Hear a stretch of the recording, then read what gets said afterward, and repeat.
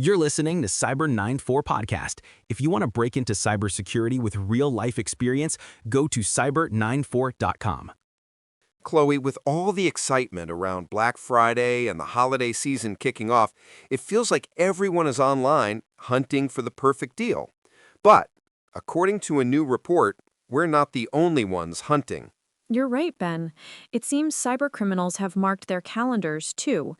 A new report from FortiGuard Labs is, well, it's basically a giant warning flare for anyone shopping online this year. Wow. Yeah, they're calling it an unprecedented rise in malicious activity. And the numbers are just staggering. Staggering is the right word. I mean, imagine this. In just the last 3 months, attackers have set up over 18,000 new websites with holiday themes like, Christmas, Black Friday, or Flash Sale. 18,000? Yeah, it's like they've built a shadow city of fake online stores right next to the real one. And that's not even the full picture. The report also found another, 19,000 domains created to look just like well-known retail brands. Unbelievable. Think of a fake website that looks identical to a famous department store you trust. And nearly 3,000 of those are already confirmed to be hosting phishing scams or just outright fraudulent storefronts. And these aren't just, empty websites. They're active traps. So some are designed to steal your login credentials. Right. Others are fake shops that take your payment but never send you the product. And some will try to install malware on your device the moment you visit. What's really devious is how they get us to these sites. It's not just about spam emails anymore. They're using something called SEO poisoning. So when you do a frantic search for that must-have gadget, their fake, malicious website might appear at the very top of your search results, looking completely legitimate. Exactly. They're manipulating the very tools we use to find deals. But the attack goes deeper. It's not just about luring us to new fake sites. Okay. It's also about breaking into our existing accounts.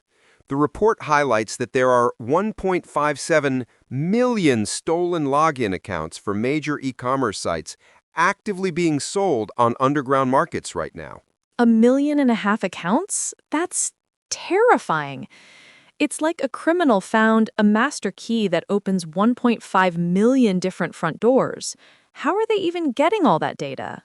They use what are called stealer logs. This is data harvested from computers that have been infected with malware. It captures everything your browser saves: passwords, cookies, session tokens, autofill data. Everything? Everything.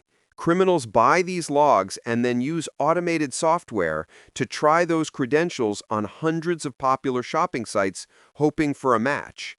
It's a technique called credential stuffing. Which is precisely why security experts are always telling us not to reuse passwords. Exactly. A breach on one seemingly unimportant website can give criminals the key to your Amazon or your bank account. And even if you, the consumer, do everything right, you can still be at risk. The report points out that the e-commerce platforms themselves are under attack. There are 3 major vulnerabilities being exploited right now.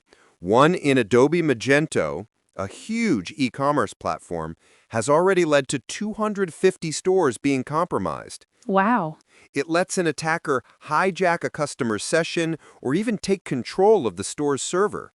So you could be shopping on a legitimate website you've used for years, but if the site owner hasn't installed the latest security patch, Right. it could have a digital backdoor wide open for thieves. I saw one of the vulnerabilities was in a gift card plugin for WooCommerce. That feels incredibly targeted. It is. That specific flaw lets attackers steal customer data directly from the store's database. And the report confirms it's being actively used by criminals on the dark web. So it's happening now. This isn't theoretical, it's happening right now. The whole operation it's industrialized.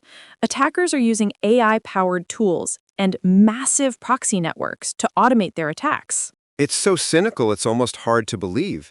The article says some of them are even advertising holiday specials for other criminals. You're kidding. Offering discounts on stolen payment data or compromised e-wallet accounts? Black Friday for bad guys?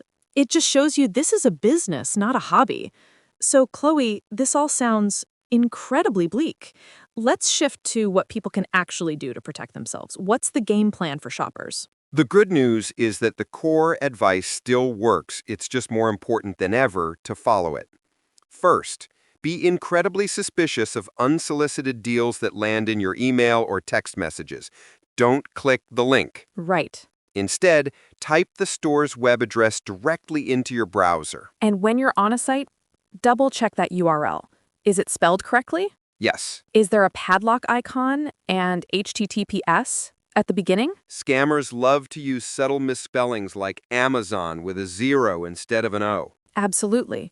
For payments, always choose the safest option. A credit card is much better than a debit card because it offers stronger fraud protection. Good point. Even better, use a service like PayPal or Apple Pay.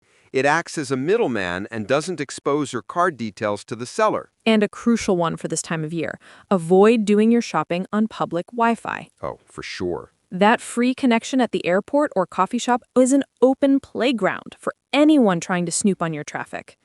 Wait until you're on a secure, trusted network. And finally, be your own security guard.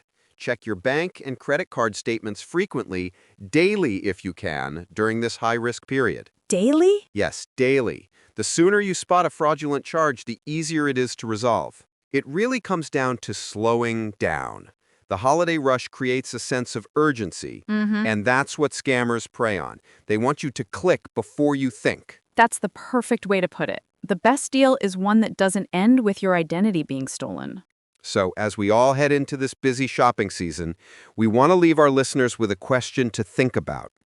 As these cyber threats become more industrialized and automated, do you believe the primary responsibility for protection lies with the individual shopper to be vigilant, or with the large e-commerce corporations to build more resilient and impenetrable systems?